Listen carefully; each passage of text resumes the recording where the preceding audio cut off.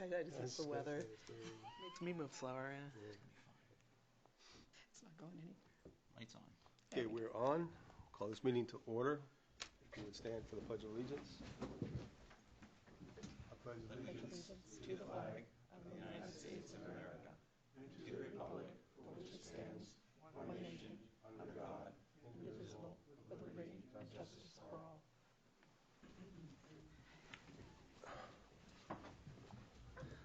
Okay. Nope. Councillor Moore, Here. Councillor Robichaud, Here. Councillor Larichelle, Here. Councillor Lunt, Here. Councillor Fellows, Here. Councillor Smith, Councillor Smith is going to be absent tonight. Councillor Kane. Here. We want to vote to, Make a motion to accept his absence. I'll second. all in favor?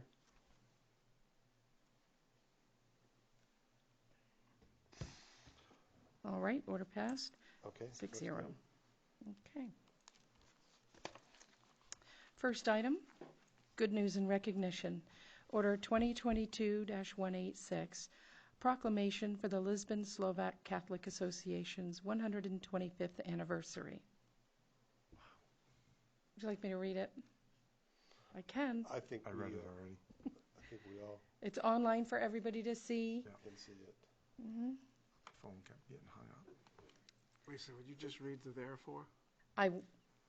And now, therefore, we, the Lisbon Town Council, do recognize July 12th, 2022, as the 125th anniversary of the Slovak Catholic Association in Lisbon, Maine, and further extend appreciation to the members of the association for their valuable service to the community of Lisbon, Maine.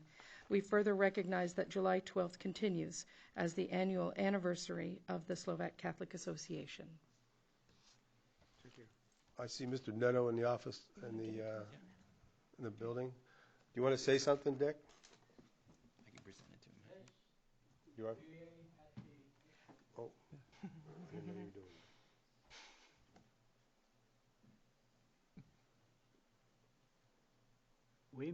We members at the Slovak Catholic Association appreciate this proclamation for 125th anniversary of the association, and we thank all the councilmen and everybody here tonight.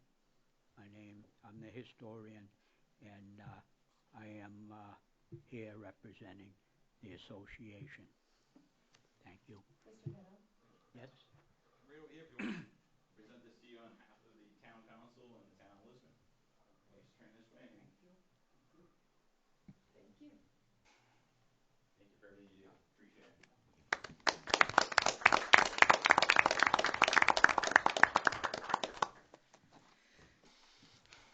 As someone who has married into the Slovak family, I appreciate what the Lower Club has done over the years. I've eaten my share of halupki and halushki and all the keys, babud key and all that. But you've done a lot of great work there, and it's appreciated. All right, next item is public hearings. Once the chair opens the public hearing, those present who wish to speak may approach the lectern to address the council chair. Please use the microphone and state your name for the record. Anybody here for the bond ordinance for the purpose of financing the 2 fire trucks? Seeing none, we'll close that one. Next. The victualers and itinerant vendor license for Cabayan Philippine Foods. Anybody here who wishes to speak about that? Seeing none, we'll close that hearing. Thank you. The next item is audience participation and response for agenda items. At this time, those in the audience who wish to speak may approach the lectern to address items or issues that are on the agenda. Please use the microphone and state your name for the record. Anybody in the audience got anything to say? Seeing none, we'll close that. All right. Next item is the consent agenda. Consent agenda items are considered routine and will be considered for adoption by one motion with no separate discussion unless a counselor requests an item be removed. Any counselor wishing to remove an item may do so now. Seeing none. Order 2022-187 to approve the municipal accounts payable warrants for $1,306,673.22. The municipal payroll warrants at $247,751.36. The school accounts payable warrants at $231,765.20. The school payroll warrants at $676,762.48. The minutes for August 16th, 2022. The victualers and itinerant vendor license for Cabayan Philippine Foods, and to set a public hearing for September 20th for a special amusement permit for the Lisbon Left Hand Club. Is there a motion to accept the consent agenda? Make that motion. Second it. All in favor? Order passed, 6-0. Next item, council orders, resolutions, and ordinances. Order 2022-188, the Question 1 bond order. An ordinance authorizing the issuance of a general obligation securities of the town of Lisbon in an amount not to exceed $1,700,000 for the purpose of financing 2 fire trucks for a term not to exceed 20 years, be approved and ratified. This is a second reading, and a roll call vote will be required. Make a motion for discussion. A second. If I can add one thing to this, just for everybody's aware, because the first reading was referenced like this, not to exceed 20 years, and in listening to the first council meeting, I do know that Councilor Lunt had talked about the 15 years. If you do look at the motion that will be read is for 15 years. Okay? I see that. Just for that's clear. So that's, Mr. Chair, may I? Yes. So that's all we need to do to actually change the language from the 20 to the 15 years is actually have the motion today be changed. Okay, wasn't sure if that. Well, Yes. no, the motion is at the 15 years. The agenda item, though, But shows not to exceed 20 years. So I was just clarifying that. That's all. Right, There's no confusion. The agenda item was titled exactly the same way the last agenda item was. Would you like to clarify that it's for 15 years for your motion? If it's all good with the council, I'm all set. I just want to make sure that was clarified, that's all. Mr. Fellows? I'm good for that. Okay. So that's Councillor LaRochelle, seconded by Councillor Fellows, moved to authorize the finance director to accept the First National Bank's proposal for interim financing at the 15-year term for $1,700,000, and then to do permanent financing after receipt of the 2 fire trucks, and to approve the bond order to be placed on the November referendum. And, Mr. Chair, may I? Yes.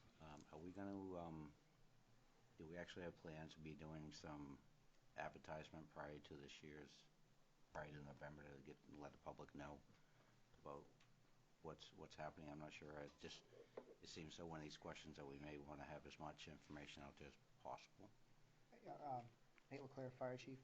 My intent is once we get all this ratified and it's showing on the ballot to get out as much information as we can to educate the public on why we're doing what we're doing and the timing and everything. So we can get that education out there. Yep. I think it would be important just to emphasize the idea that it's a 2-year process, so if we don't do it this year, it goes out 3 years. So. Right. And it's going to get more expensive. Absolutely. I had a conversation with a friend of mine who's a vice president of a sales company out of Massachusetts, who said that the brand that he sells has had a 24% increase over the past 2 years, and they don't see an immediate change. And when things do settle out, it's like dealing with your every other car. You're not going to see a price reduction. You're just going to see you might see a status quo or low increases after that. But it's uncertain future is why we're trying to get this now to try to get this prices as low as we can. And one of the things, Mr. Chair, is in the past I've known that that we for an item this big typically go out for bid process, but we've actually kind of worked around that a little bit because of the inventory that we've had and a brand that we usually particularly keep?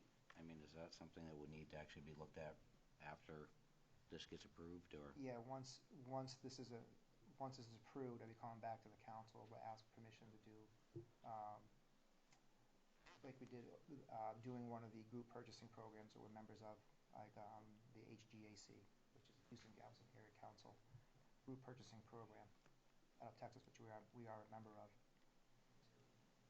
Try to streamline this as much as we can without making more work for us and for the other vendors. Thank you. Any more discussion? Ready for a vote? All right. Counselor Fellows? Yes. Counselor LaRochelle? Yes. Counselor Lunt? Yes. Counselor Moore? Aye.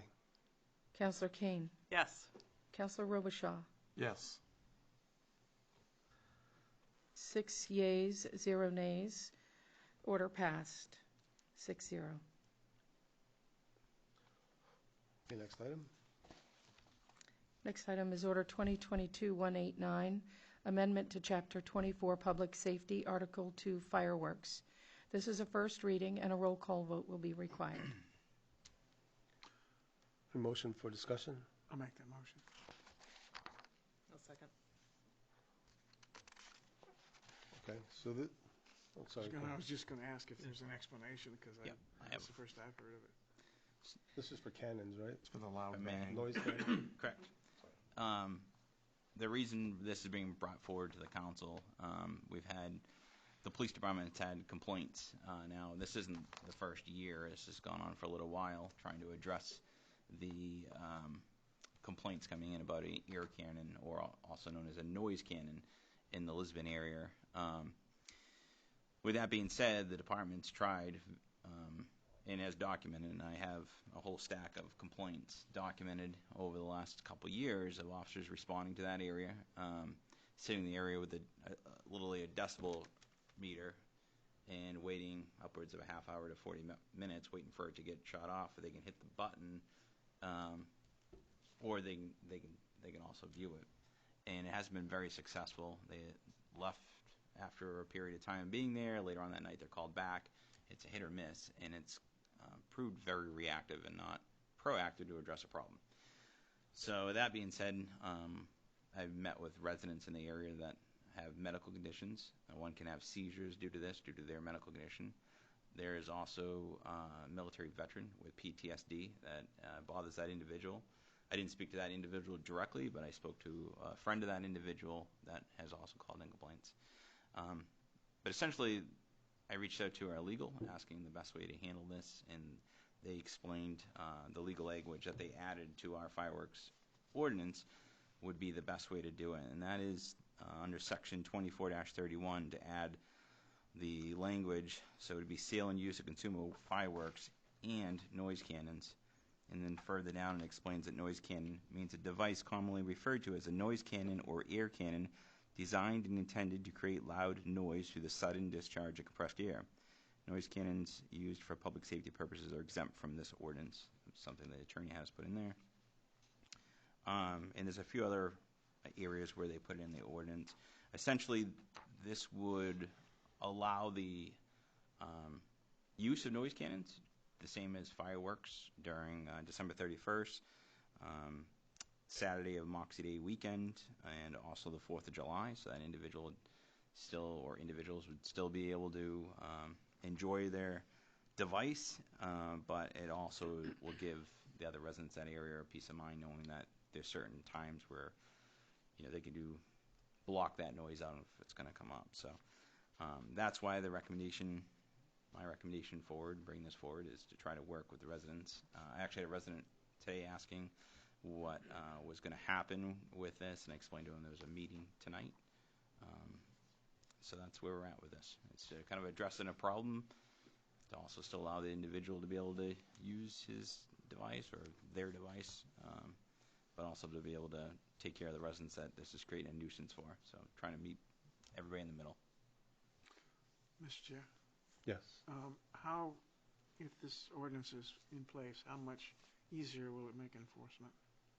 Well, I think if this is implemented, I think to be proactive, it would be important to meet with the individual and that the people that we do know are that have noise cans and give them a copy of the updated ordinance. I think they'd be respective of that, and when they're able to use it. So I think that would be the best way. Try to be proactive about it, and then obviously when being proactive, we can also explain that this is the same violations and fines that you have for the fireworks. And if it goes off, they're going to be held accountable. But we're hoping to be proactive. That way we don't have to. The last thing we want to have to do is make it to that point. We'd rather have voluntary compliance. So this is a way of meeting them in the middle. So this is enforceable as an ordinance, not as a state law, right? There's no, Correct. it's not precluded by state law to possess these or use them, but it is. Correct. And we Would be by ordinance. state fire marshal office, because it's not an explosive device, it's air, so there's no state law. So we're allowed with the ordinance to be more restrictive, and first citation be a $110 fine, second $215, third $425, and fourth and subsequent citations of $500. So hopefully it doesn't get to that point, but Any further discussion? Sounds reasonable to me. Yeah. Animals don't like them, I know that. And veterans, a lot of veterans don't like them, for sure. So it'd be good to try to get a handle on it. If this is the way to do it, then this is what we should do. Most of the occurrences of air horn, or these devices have been, noise cans have been outside of the fireworks law anyway, right? Yep. All year long. and that's the problem where we have two separate. We have a noise ordinance and then we have a fireworks ordinance. That's why I reach out with the attorney. We'd have to rewrite a lot of things in the noise ordinance that has decibel readings and everything else, but it's such a the noise ordinance is such a reactive ordinance to an issue where you have to have a decibel reading. So makes it difficult. Any further discussion? We entertain a motion to accept? We just need a roll call vote. It's a roll call, Oh, so I'll roll just, call vote. yep. Sorry. Counselor Fellows, Yes. Counselor Larochelle, Yes. Counselor Lunt, Yes. Counselor Moore, Aye. Counselor Kane, Yes. Counselor Robichaud. Yes. 6 yeas, 0 nays. Order passed 6-0. Next item?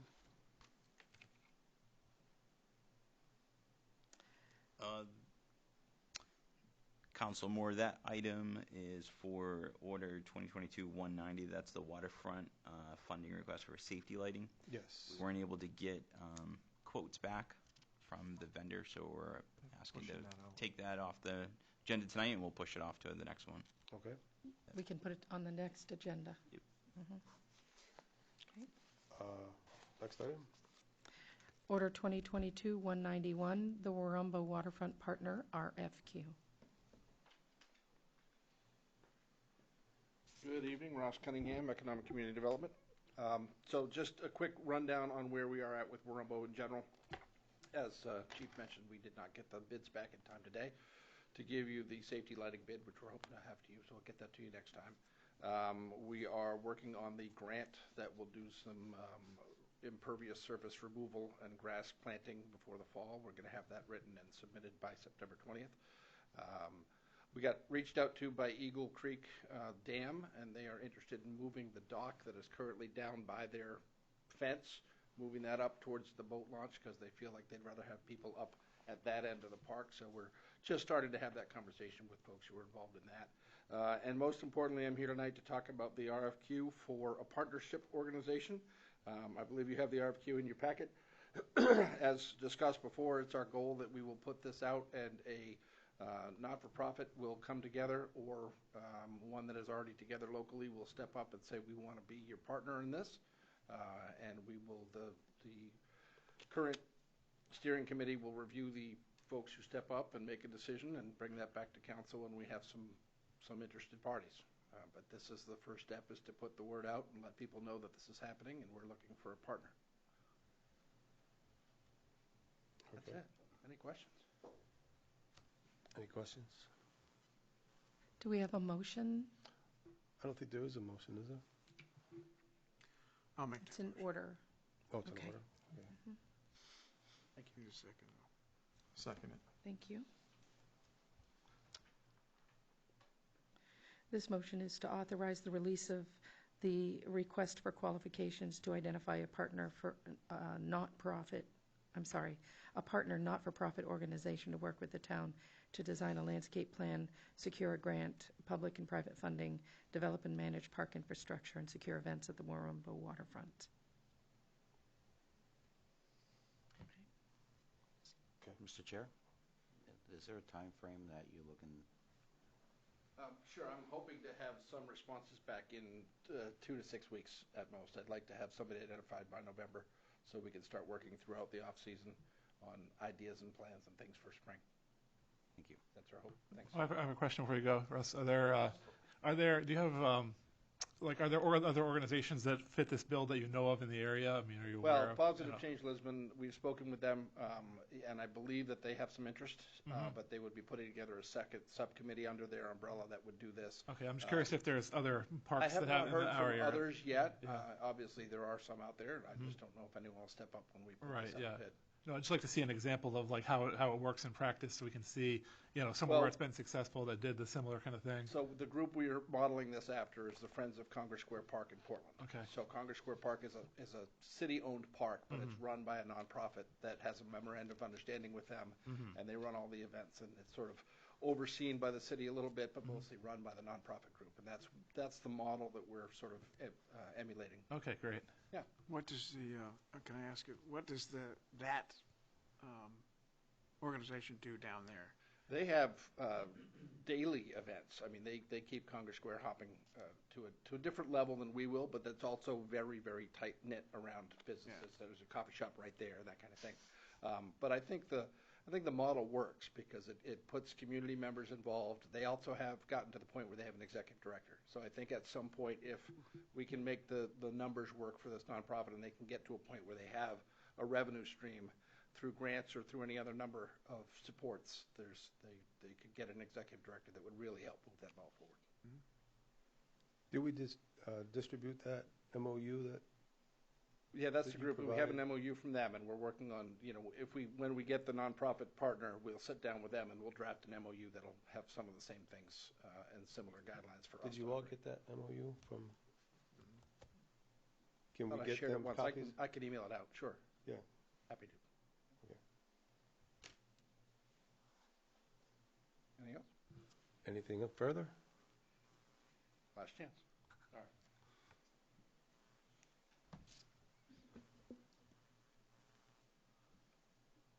Okay.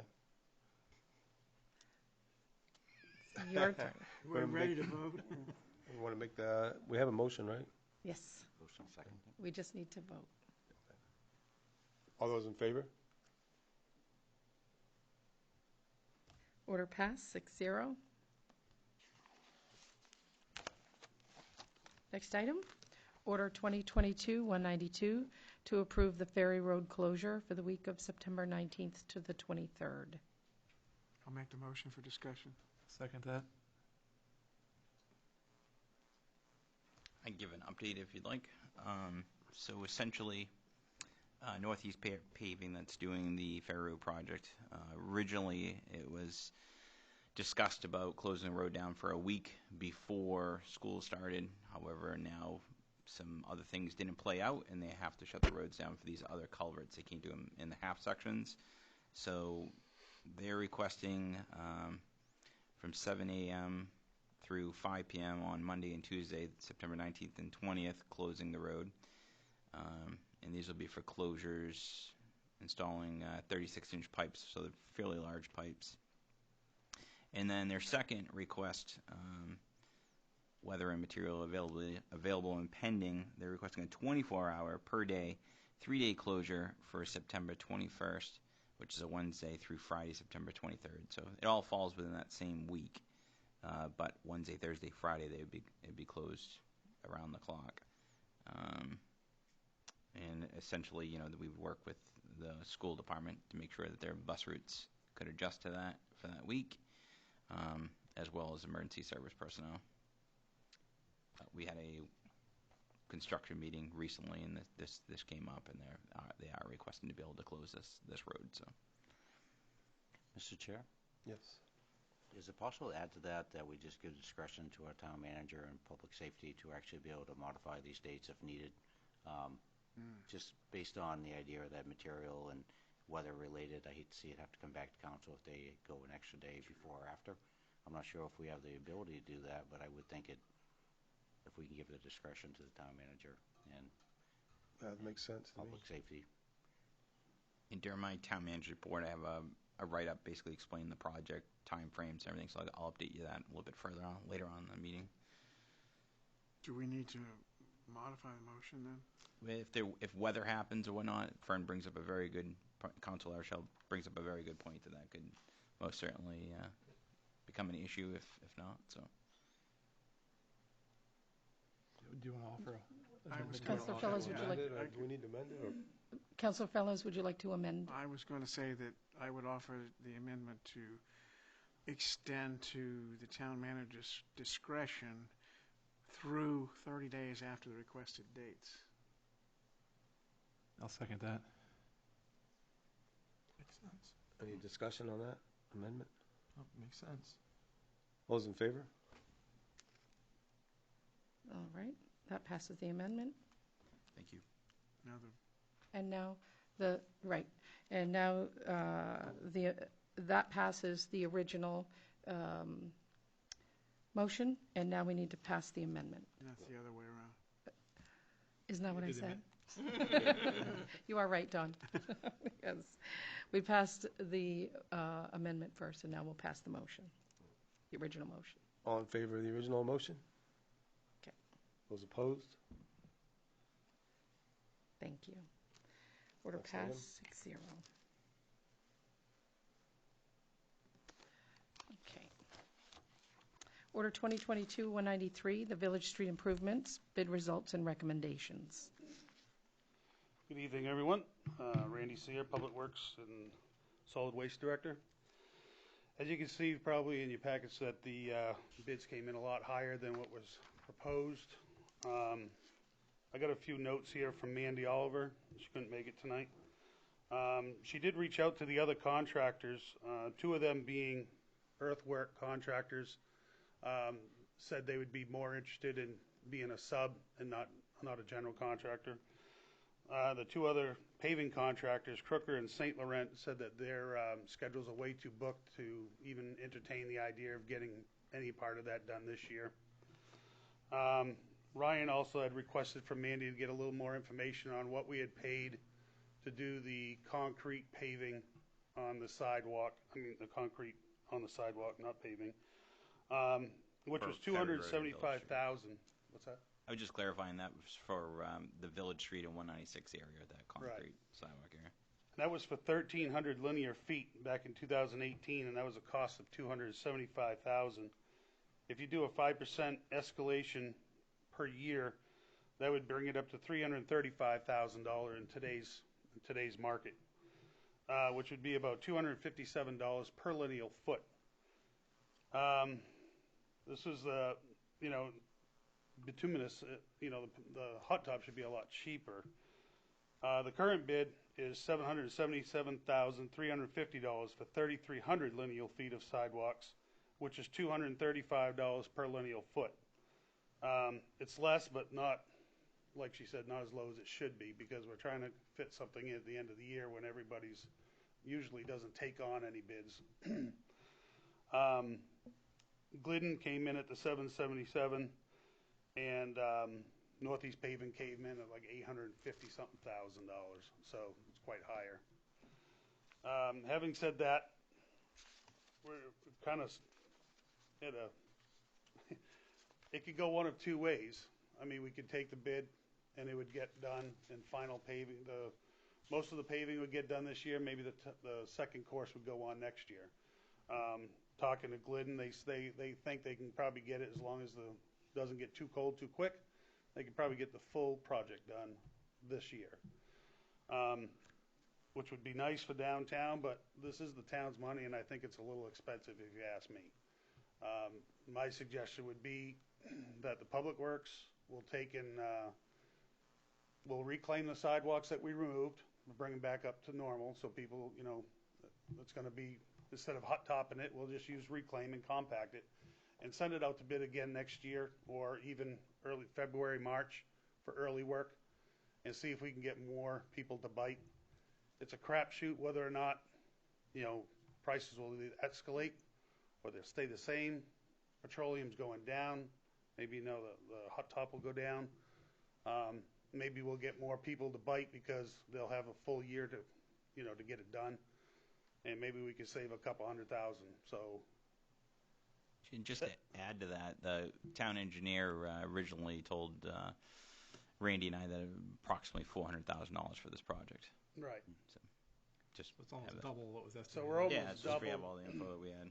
The town engineer, they did add, because we have more detectables that we have to put in. A detectable is when, is the detectable plate at the end of each tip down, which is when, a blind person comes and hits that detectable, they know that they have to stop, that this is an intersection. And it's tilted in the way that they're supposed to go, you know what I mean? There's a lot more of those that have to be put in than were originally thought.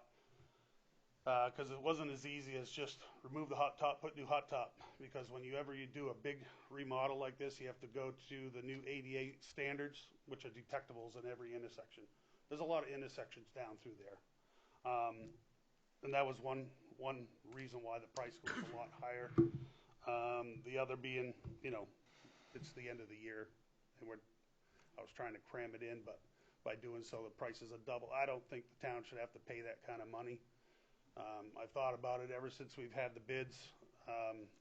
I'll take my guys, put reclaim down, compact it, make it, everything usable and ADA, everything compliant, except for the detectables. But just in my experience, the curbing is just floating on gravel. That's all there is. There's no concrete footer to it, or it's not encased in concrete, so it moves. And some of it's this high out of the ground, some of it's, low. If you go up front of Grazi's to go, I mean, there's only that much of the curbing showing. So it's all going to be reset. It should be at least 7 inches. So tripping hazards and all that. But more bang for your buck, I think we should send it out to bid again in the spring or, before next year's work schedule for most people. Make a motion for discussion, if we want to go that route. What's the motion? The motion is actually to approve the bid that we all can vote no on, but I'm just curious if, since it actually is an order, I'm not sure if we ought to go that route. I'll second it. Mr. Chair, may I? Yes. Yeah, if you look at the bid, I mean, this definitely was if we get it, we're going to make a lot of money on it. I mean, for the idea of mobilization and traffic control was $250,000. That's right. For a company that possibly was already working down the road. That's pretty hard to swallow. Question is, Randy, do you think it's, since we're going to go out to bid next year for paving anyways, is it more practical to bid this project in 2 different parts, one for the sidewalks, and then the other one figure the paving in with our regular paving? That way there we may have a bulk volume pricing for the paving. Yeah, and I think you'll get more contractors that'll do just the curbing and sidewalks, like you're saying. And then the paving companies, I could just do that little 1/4 mile section or an 1/8 mile section just as part of it. Yeah, that would probably work better. Because most of the projects we do, even the Main Street project, the company that does the project doesn't usually do the sidewalks. They usually hire a second company to come in that basically just specializes in setting granite and doing sidewalk, most of it anyways. So, I mean, I think that, to me, I would actually vote no on this, so we could actually move it to spring and actually maybe bid it out a little bit different way, and that should be more in line of what Mandy originally figured. Right. Versus the idea And the of other thing I prices. think that's hurting us, not to interrupt, but if anybody's following these meetings and the minutes and what have you and the bidding, they know what's left over from our bond. Correct. So they're like, there's that kind of money left to be had, and they're jacking it up. It's not fair, but I think if we have a bigger bidding pool, I think that's the way we should go. And the tree cutting, I mean, seems fairly, I'm not sure what there is for trees, if there's $8,000 worth of trees to cut down, but that is I could take them down in a day. It's not gonna cost nothing. I guess that was my point. Anything we can actually do to actually kind of, if we know we're going to do the project, to promote it and actually try to do some of the legwork ahead of time, we may be proactive. It just seemed like a pretty substantial number for what there was. I can get in there with the mini excavator, push them over, and just close the road for an hour or two, and I'll have them all gone. Mr. Chair, Yes. I thought, well, first of all, I thought you were talking about saving some of the trees. There are some that just past the A-frame church, heading towards the fire department. They're up on the bank. We'll be able to keep those 'cause I'm bringing the sidewalk down next to the road like the rest of it is. Okay. So those, I think there's five. I think there's 5 or 7 trees there. Those will stay. Those are the big maples.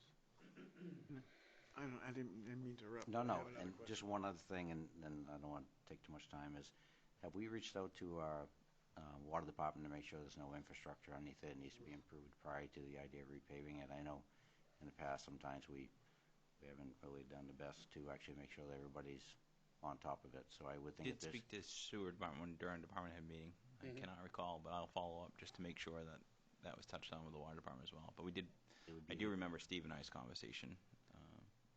I remember the water lines are newer down there, supposedly. So, for what that's worth.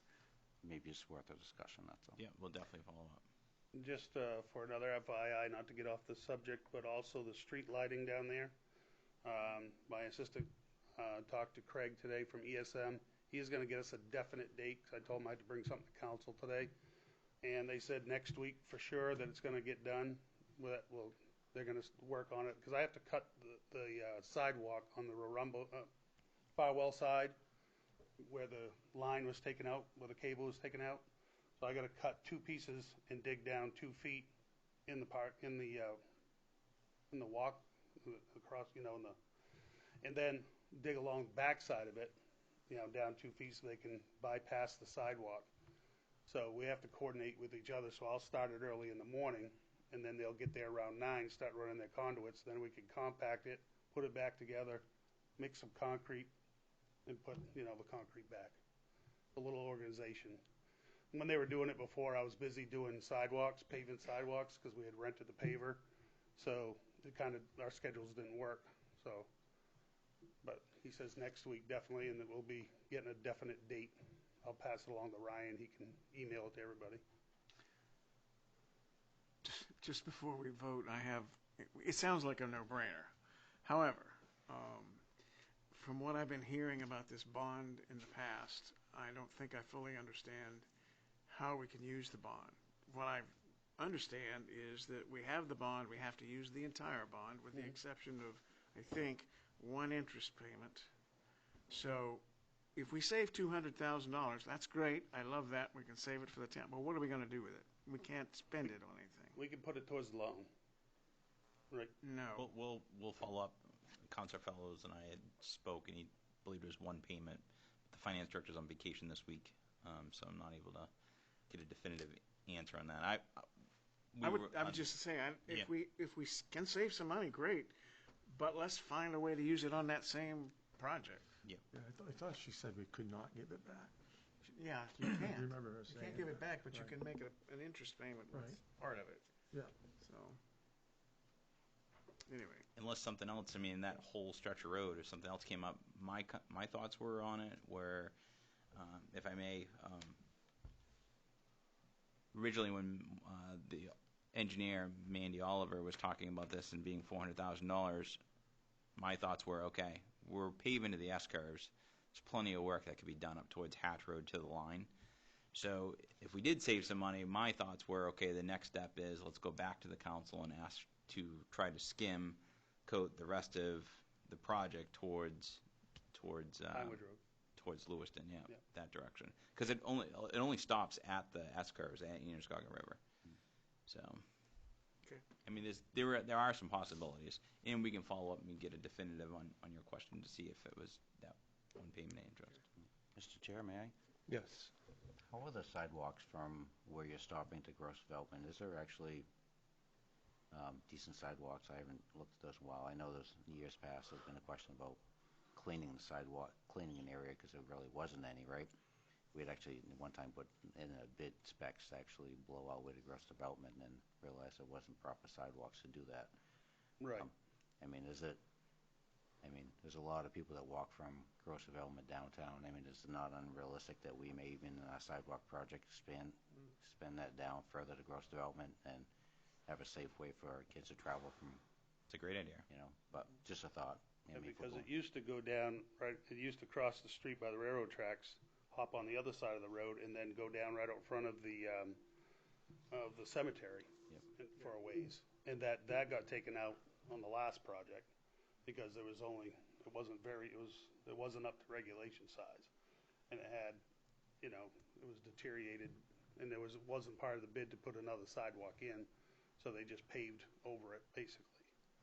I mean, we're talking about safe access and stuff like that throughout our community, so I would think that maybe if we do a separate sidewalk project, we'll actually see how much sidewalk we can actually get towards gross development, and maybe that would be just make it so we can clean it during the winter, and And instead of granite curbing, you can do, you know, asphalt. you can do almost anything. to it, right? Asphalt or concrete's been working pretty well too, so. Yep. So I think we can use that money up, Don. Well, you know, I'd hate to think that we couldn't possibly use it and then sit there and pay for it. So exactly how much money is left over after the first project? I'm just trying to I figure. believe it's 900. around 900,000. There's some contingency money there as well for the big project. It was right around 1.1, but it was 950 or 980,000. I don't have the number right in front of me. I apologize, but it's right up there. So technically, we could do this within the budget, but you know, it's Could. they say it's But we could twice probably what was get more estimated. bang for our buck Yeah. if we rebid it in the spring. It's totally up to council, whatever you want to do. So a no vote for this order, we'll put it away until we rebid this in the spring. We can just vote it down if that's. Yeah, if that's vote it down, and proper. then we'll revisit this in the spring. If that's what you guys choose. Any further discussion? All those in favor? All those opposed? Order failed, 06. All right, thank you.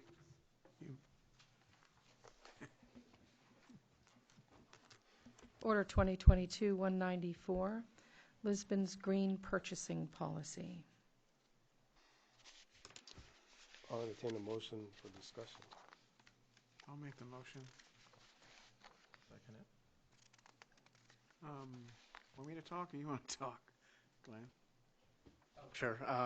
So earlier today, the clerk uploaded the backup that's reflective of the actual policy. So if you've all had a chance to read, if you have any questions, I will recommend, though, because we modeled it after in other communities, that the first line under purpose, which references the solid waste management plan, I don't think it's actually relevant to the town of Lisbon. So I would just like to strike that sentence from the policy, and then you can vote on it there.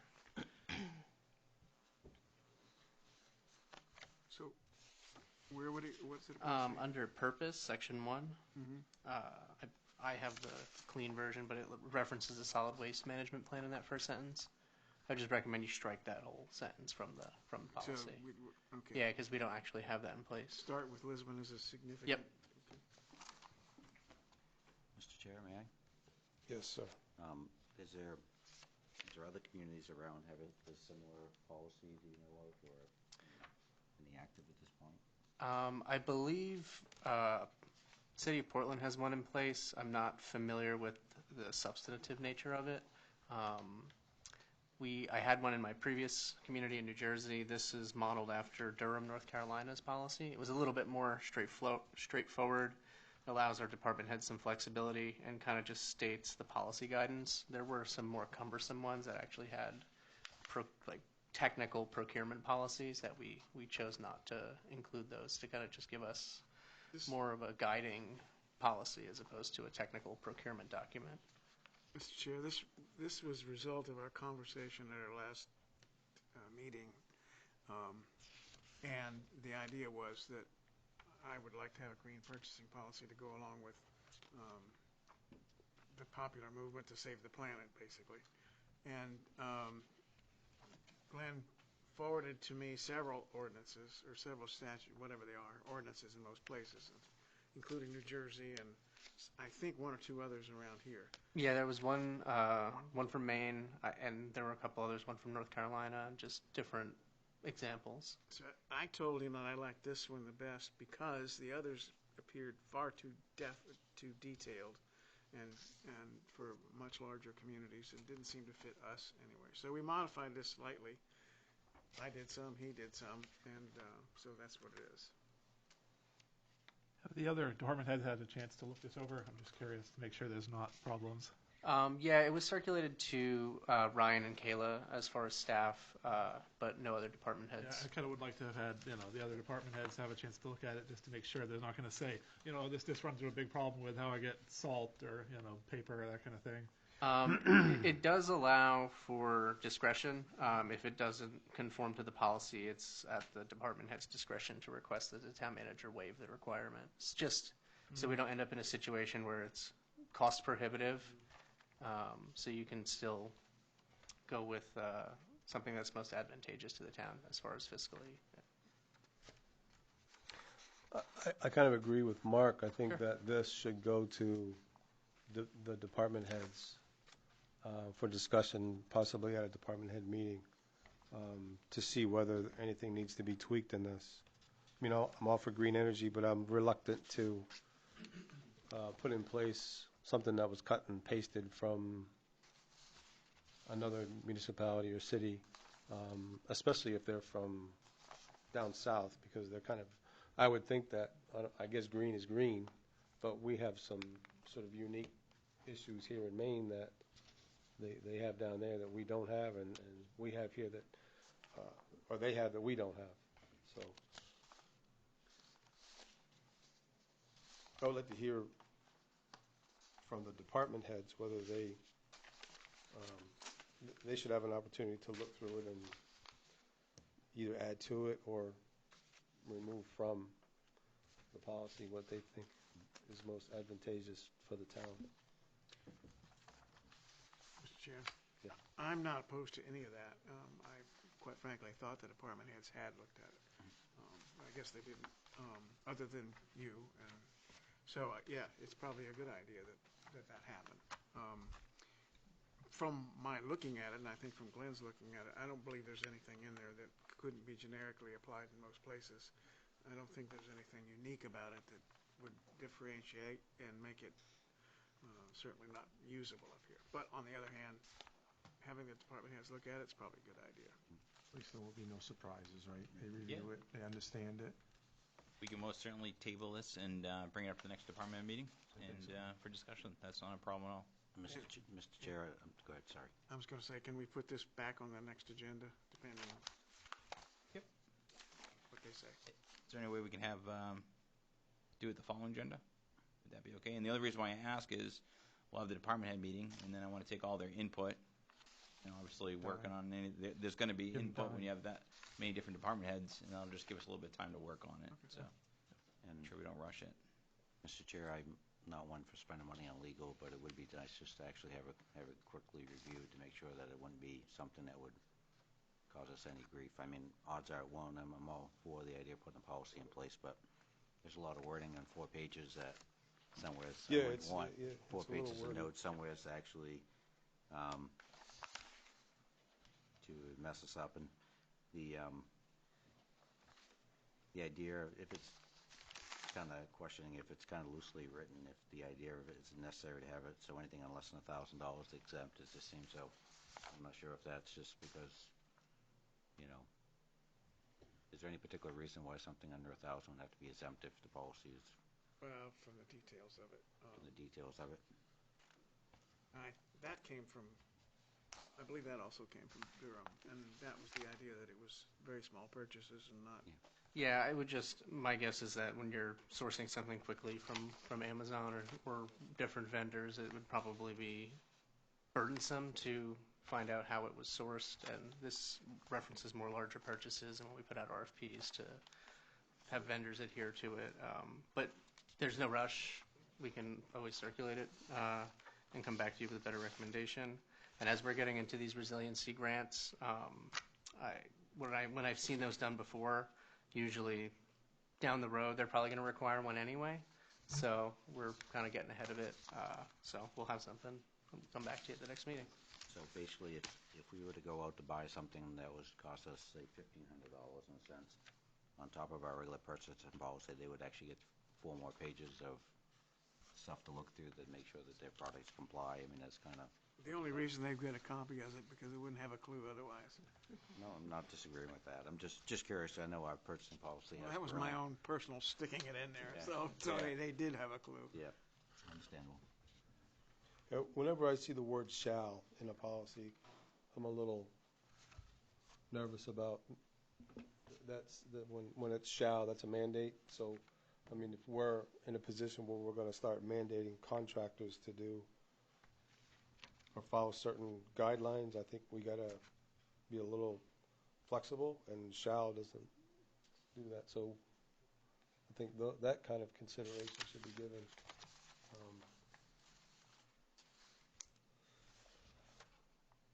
But the department heads can look at it and revisit it, I think. Would it be okay with the council to revisit this on the 4th of October, which would be the first Tuesday council meeting? It makes sense to give us makes that sense. time. Appreciate Since it. rushing it. Do we have a motion to table the matter? So moved. Do we have a second? Second. Tabled until October 4th. Mr. Chair, can you ask for a vote? All those in favor? All those opposed?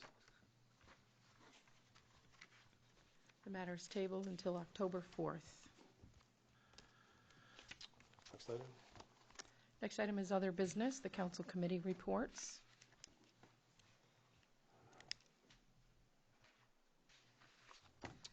School committee? I have nothing for this evening.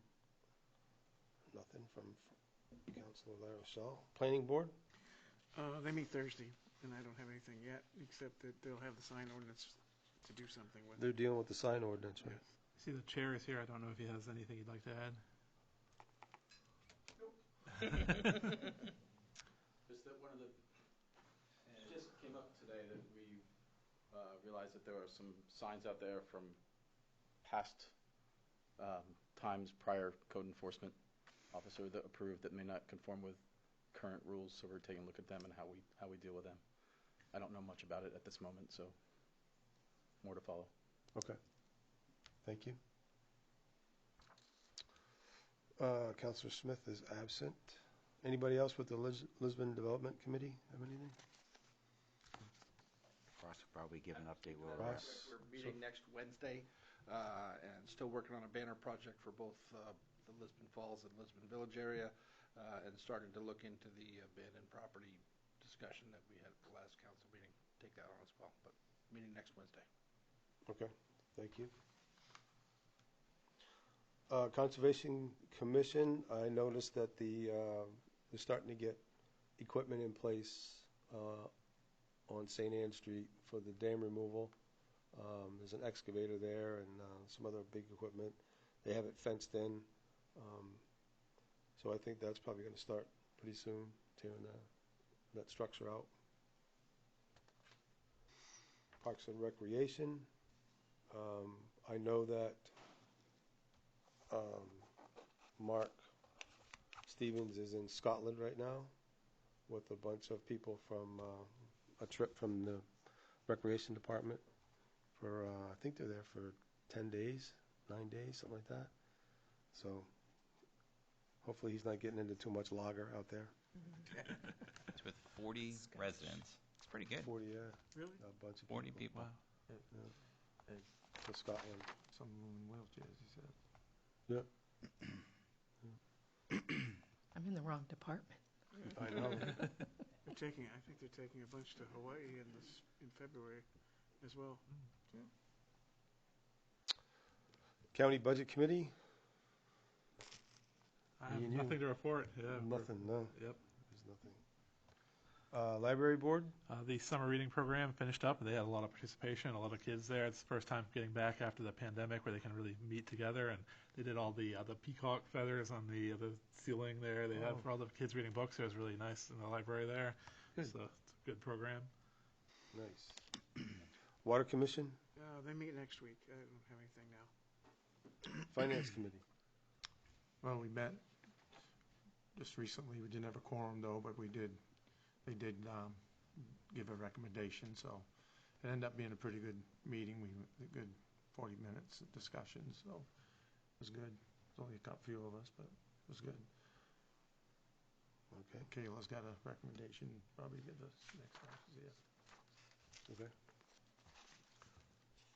Town Manager's Report. All right. The first thing I'd like to do is say nice job to the school department. They did a really good job paving the high school and the Sauk Middle School. I don't know if anybody's had a chance to drive through there, but you should. It looks really nice. It really makes the schools look nice. They did a good job. So it's good to see that the potholes are getting bad, and they're also redoing by the fields, by the tennis courts, and paving out there as well. So getting ready for their Friday night football games. So that's good to see. A couple other updates with Park and Recreation Department. Council Moore already talked about the Scotland trip. Spoke to Mark Stevens this morning. He advised me that he has made a decision and selected the new Parks and Recreation Assistant Director to be Kate Medore. Kate Medore was the Administrative Assistant for Parks and Rec, and Mark stated the following. Her experience and knowledge she has acquired in the past few years with the department has made it an easy decision. She has a proven leadership qualities with coordination of the Moxie Festival and many other aspects of the recreation world. So I'd just like to say thank you to Mark for sharing that, but also congratulations to Kate on her new position at the Rec Department. So we'll now have an opening for an administrative assistant position at the Rec Department. So it's always good to see people move up from within. We'll also like to touch base about the ATV ride. It's scheduled for September 8th at the Left Hand Club. Currently we have one counselor that will be attending. And if anybody else, any other counselors would like to attend, just let me know so I can let Ms. Haggerty know. We had one ATV committee meeting since last council meeting, and it went really well. Both ATV clubs from town went, as well as the Warden Service, and also representatives from CMP, their landowner relations person. And that was to look at some of the CMP transmission lines to see if they can help get access through those. It's a productive meeting, and we're going to have another meeting scheduled here in September, so that was good. I'd also like to give councilors an update on the Main Street project. McGee Construction has to close Main Street in two parts due to the water line in the middle of the road they're replacing from Union Street north towards School Street. This will expedite the work by closing it. The time frame of paving downtown, they're also saying should be by the end of the month. That's not the sidewalks, but by the end of the month they're looking to pave the first coat, and then the first week or two of October to be doing sidewalks. So I've asked them to try to come up with a plan to make downtown, Main Street anyways, downtown area two-way traffic, see if we can come up with something, maybe through trucks, try to help out the Main Street businesses and get traffic flowing down there. So I'll be working with them on that. Another update on the Ferry Road project. Met with New England Pavement, and they're looking at finishing the Ferry Road project by the end of October. They're looking to reclaim road pavement the week of September 12th, place pavement binder on the week of the 26th, and then they'll be working on driveways and a lot of hand work and working on the sides of the roads, and then hopefully they're looking at paving the week of October 17th. And I've also requested that they add paint and paint the white fog lines as part of the project, as concerns were brought forward to me about safety while people are walking in his dark road in areas, so that's something they'll be working on as well. Moving forward, there's a local road assistance program. I'm requesting council permission to apply and sign the application for the LRAP, which stands for Local Roads Assistance Program, through the Maine Department of Transportation. I've been speaking with them, and they said this program would give the town of Lisbon $68,804 in urban road funding and $32,292 for rural road funding, totaling $101,096. This funding is to be used for road capital improvements and or maintenance of our roadways. It can also be used for traffic signal safety, and part of it I'd like to use it to purchase a few solar electronic speed signs, and we'll work with the PW director to fund some of the road projects for this upcoming year. This funding can also be used for not only the roads, but sidewalks, culverts, and bridge repairs. So I'd be requesting the council be willing to make a motion to approve that I, the intertown manager, be able to sign the application for the LRAP to apply for this no-match funding from the state of Maine that is available to the town of Lisbon. I make that motion. Second. Any discussion? All those in favor? Those opposed? Order passed, 6-0. Thank you. Next item? Awesome. Oh, I got a little bit more. Sorry. Long-winded tonight. I wasn't here for the last one, so gotta make sure you guys get everything. I just want to give an update on the Upper Dam project. Council Moore is correct. They are getting ready to move forward on that project. I've been speaking to Casey Clark, and the U.S. Fish and Wildlife Service, who is one of the partners and supporters of the Upper Dam removal project, is planning a press event to celebrate the groundbreaking start of this project. In the larger context of this event, and having a press event, our Lisbon Upper Dam project is the very first project to break ground that is funded by the federal bipartisan infrastructure bill. I just confirmed today that the date and time for the event will be September 15th from noon to 1 p.m. Members from the United States Fish and Wildlife Service, as well as the Massachusetts Regional Office, as well as members from the D.C. office, will be in attendance. We'll also have the Commissioner from the Maine Department of Marine Resources in attendance, along with members of the Atlantic Salmon Federation. Those are the ones I know of so far that will be attending, as well as the media. I'd like to welcome the council and members of the public to join this groundbreaking event as well. And once again, that's September 15th from noon to 1 p.m. It's nice to see Lisbon on the map again, and I'm sure that we'll have a lot of recognition as the first community that's getting some of this federal bipartisan infrastructure bill money. Mr. Chair, Yes, sir. can we put that on the website so that it's out there? Yep, we most certainly will be. I just got the information confirmed about 4:30ish this afternoon, 4:30. So. And on the sign, possibly out front. We'll put it on Facebook, too. Sorry, can you repeat the time again? Yeah, it's going to be from noon to 1 p.m. And where is it going to be? It's going to be right there At the the upper. location? If it rains, they're going to do it on the side of where the park is, Smith McCarthy Park. If it doesn't rain, they're going to do it up at the top where the device is to raise and lower the dam, because part of it is kind of like a ceremony of removing it. They were looking at that'd be the first piece that was removed to be preserved. So should be a nice event. Where's it going to be preserved? Not sure yet. If you guys have any recommendations, Randy's favorite dump spot. Actually, yeah, the rubber site. the, if I may, when we were there on site that day, their mechanisms have been there for a long time, and they're still somewhat functional, believe it or not. I mean, they were well built, so the idea of possibly putting one down to the Rumbo site and part of the memorial that possibly will be put down there, and other locations, if there's two of them. Yep. So I think reusing them. I think there was discussion also about putting it on the park side there. Yep, exactly, yep. We have options. Okay. But there's a good interim storage site behind LCS. We're going to have it at a safe location for a final decision. But that's everything for the town manager report. So thank you. Thank you. Next item? Next item is Lisbon Emergency 2021 and 22 year-end report.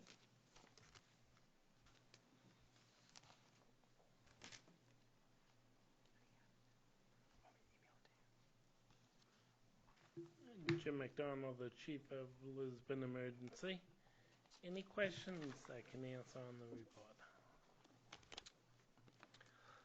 I do have a question, and I would like to see if we could get a copy of the audit. Yes, the audit right now is out for RFP.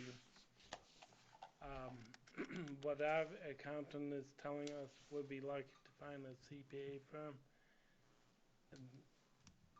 to do an audit, because CPAs are so scarce and they're all understaffed right now. But you will get a report, we're hoping by January, the audit. Okay. Mr. Chair, may I? Yes, please. Looking at the report, actually, the bottom number looks like you're well in the black, which is good. Yeah. Has this actually been a fairly strong year compared to years past, or? Yes, and we was up 300 calls from the previous years, which is the state average. Everyone's up. Sotheby's up. Yarmouth is up. And other services I checked with, they're all up by huge amounts. The, how much, it was hard to figure it through the, looking at the report, how much of that extra, net income do you think is a result of your transports that you were doing? I know you actually had, at some point you had mentioned that was actually extra revenue coming in. Not that you have to give it to us tonight, I was just trying to look through it, trying to figure out what the numbers were, but. $37,566 Was actually from transfers. for transfers, but I mean, I don't think that really takes into account the cost of what to do when the transfers were, right? That's not really a net number, that was just a gross number that was collected? No, that's on page 6, the expenses and our income. So it actually all breaks it down there, that's probably what I Yep. missed, yep. No, it looks That like 37,566 is net profit. net profit. Perfect. No, that's good. I mean, it's definitely nice to see that, that in the year there's a black line on the bottom, so. Yep. One thing I want to point out is to work a cardiac arrest, it's $669. Medicare only pays $250. Currently, Medicare is doing a data collection of every transporting service in the United States to determine if Medicare is paying us too much or too little. And that report is due to Congress in 4 years. So it's a 4-year process. And it will be adding 100 hours to my time a month collecting the data. If any services doesn't do the data, Medicare will deduct 10% off of every call you do. So it's beneficial for us to do the data report. Regarding the audit, Yep. Perhaps the town manager could point you towards an auditor. I think the town. We have a few auditors that the town's used, I can get that information to you. All right, that would be good. Also, did anyone from Lisbon Emergency attend the hearings for LD 1988? No. You didn't. Did you garner anything from that, those committee meetings for ambulance services? Tomorrow is the main EMS board meeting, and it's on their agenda Okay. to talk about it. I can send out an email on the information on that. Please, that would be helpful. Thank you. Any further discussion? I'm all good, thank you. Thank you.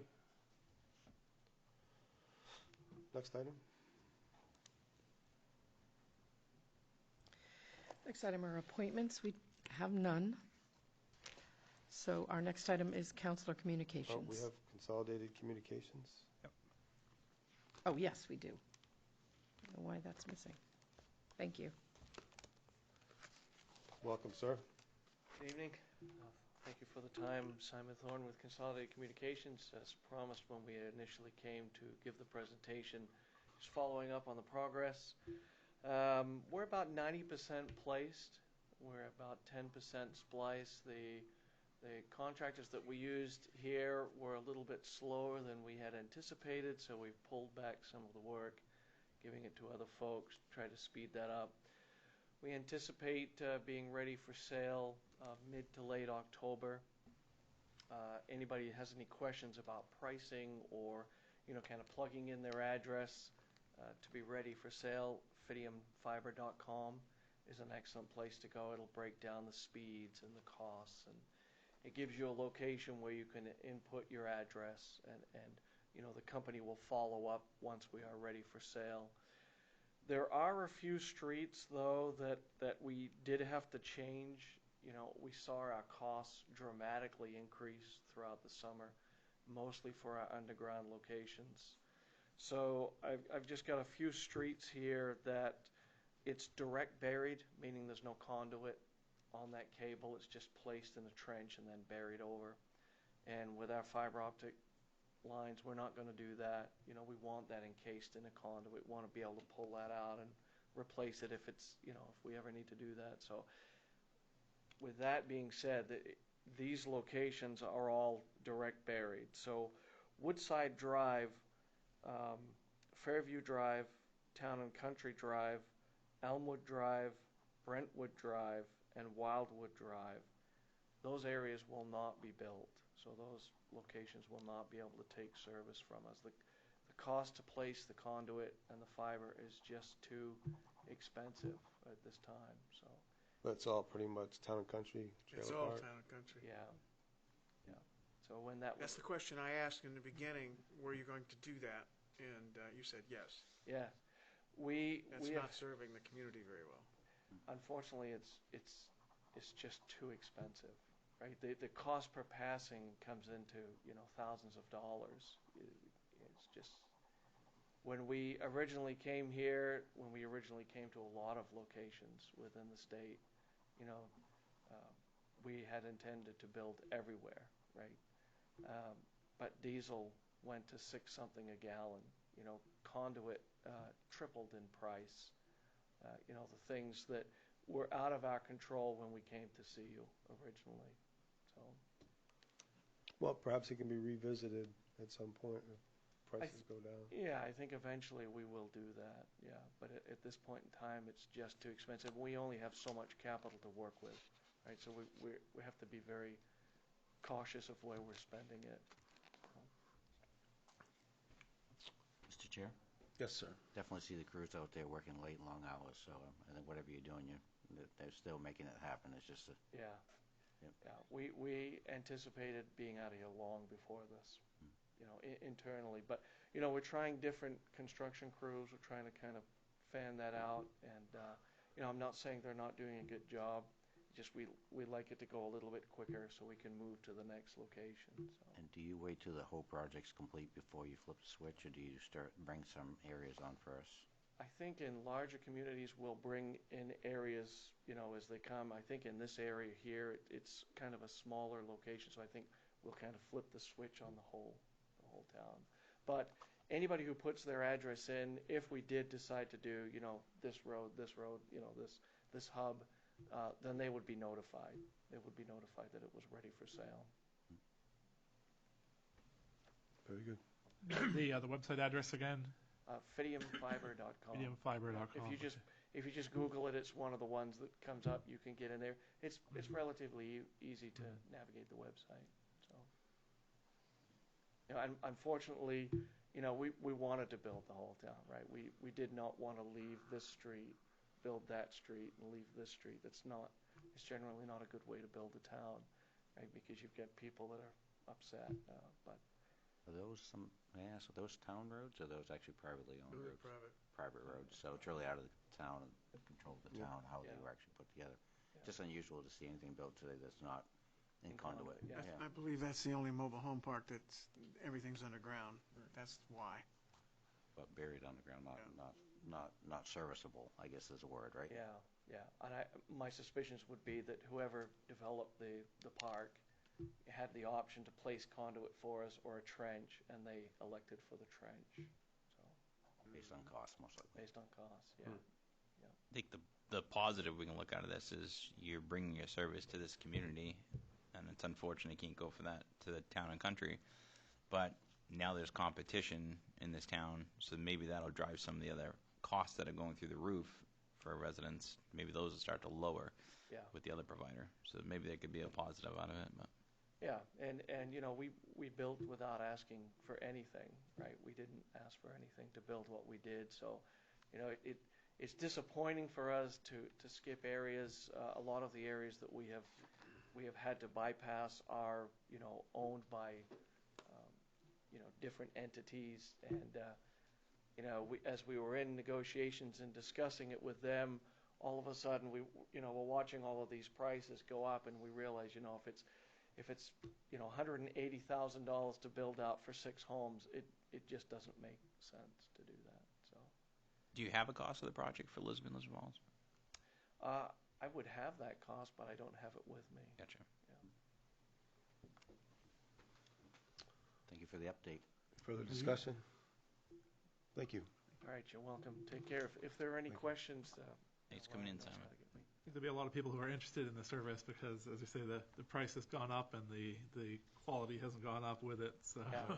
We're certainly hope so. I think that the take rate that we get will certainly determine the further that we build out. I would also say that the folks that are in those trailer parks, it wouldn't hurt to go onto that website, say that they're interested for service. Once it gets beyond a certain number, then the company would evaluate that in a little bit different light. But it's very hard to come into a location without knowing who will take the service, so something to keep in mind. And may I ask one more question? You had mentioned this is residential. I mean, at what level do you think the commercial will come in? Is it the same fiber that's in place? Yes, that's a really good question. So we are preparing to roll out a Fidium at Work product that will be marketed to, kind of the medium, small businesses. I'm not really at liberty to kind of talk about it, but it is forthcoming. It will be speeds higher than what we're offering today, although the cap, which we have rolled out our 2 gig symmetrical service, so we are doing that. I don't think that was available when we originally came to meet. So that there'll just be different levels of service, and they'll come with a little bit different monitoring. Like, I think one of the things that we're offering is a service where you could actually monitor where people are going within your store. So if you're a shopping center and you were selling certain things, it will monitor where people kind of navigate to the most. So you could take a look at what products are being sold there, and maybe bring more of those products into the store. So there's a lot of different functionality that the residential side won't have that the commercial side will have. But and that infrastructure is the same infrastructure. Same exact infrastructure, yeah. Yep. Oh yeah, I saw them put it in. Okay. Thank you very much. Appreciate the time. Right now it's still the same. Next item. Council Communications. Anybody want to communicate? Good. Next item is audience participation and response for new items. At this time, those in the audience who wish to speak may approach the lectern to address items or issues that are not on the agenda. Please use the microphone and state your name for the record. Come on up, Dick.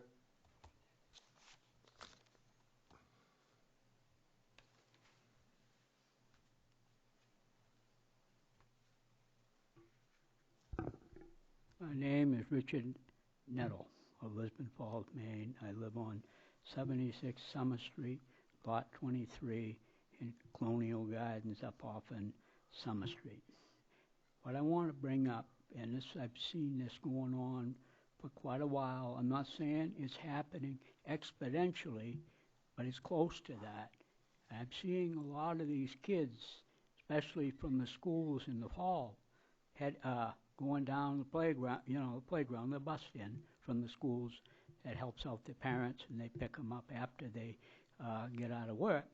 But I see the kids down there playing a lot with all that new equipment that Mark's got in, that people have helped to bring in, and other things that are happening, music in the park in the summer times.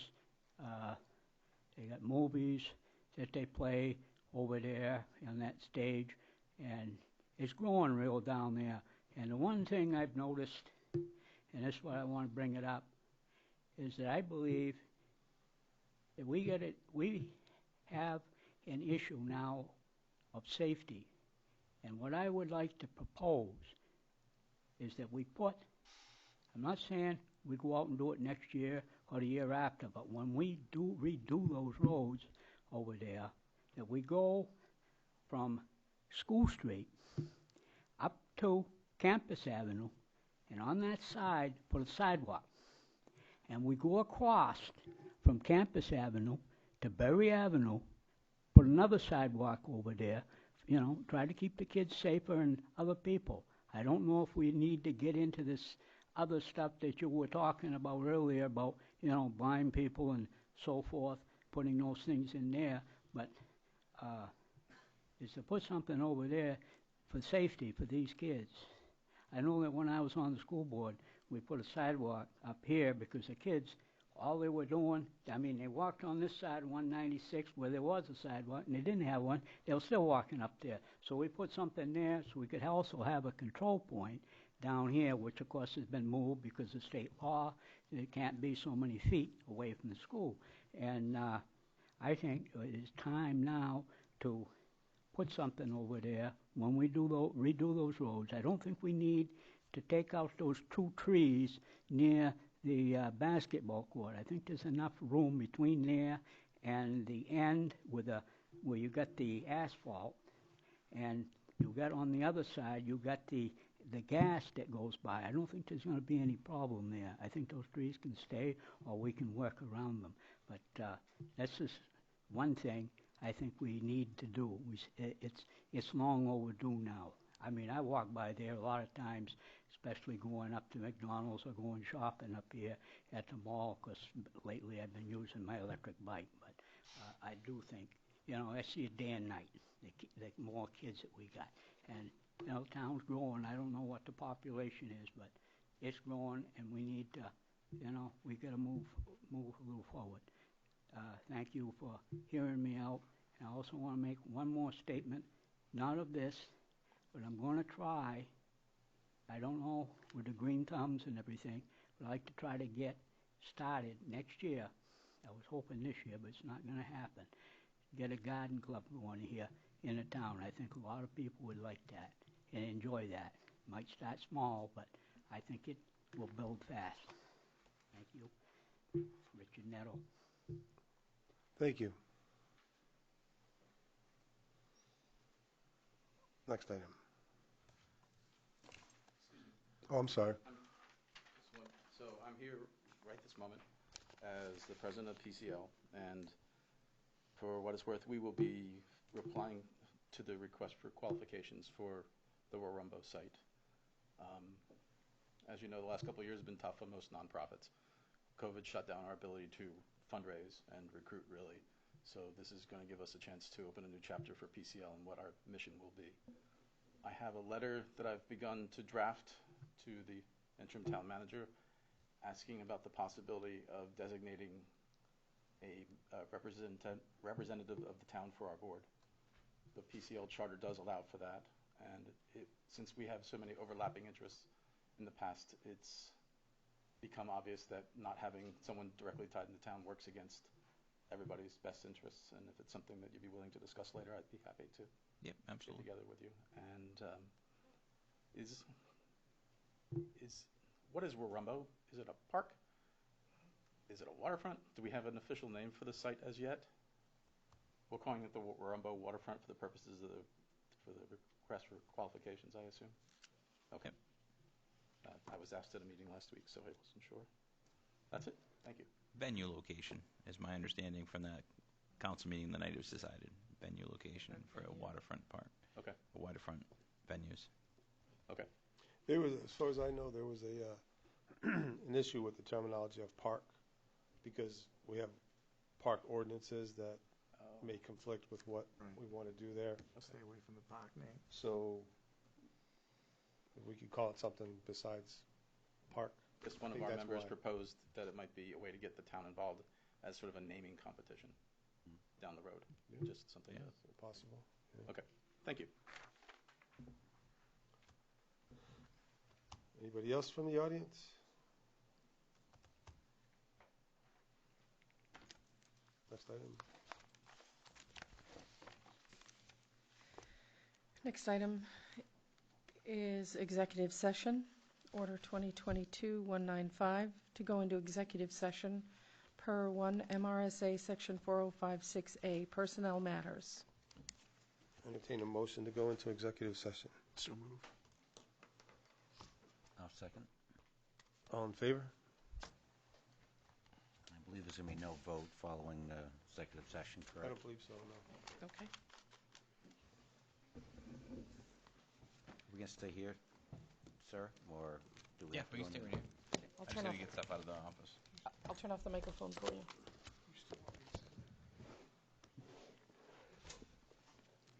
Yeah, I don't have it. Well, Lisa might have it, so don't bother to. I'll see if she, because we won't do it till tomorrow anyway. Councilor Moore, good job. You got us through, and it's not even midnight yet, so we're good. How about that? Yeah, you did good. Keep things rolling. I didn't see any hand-holding going on.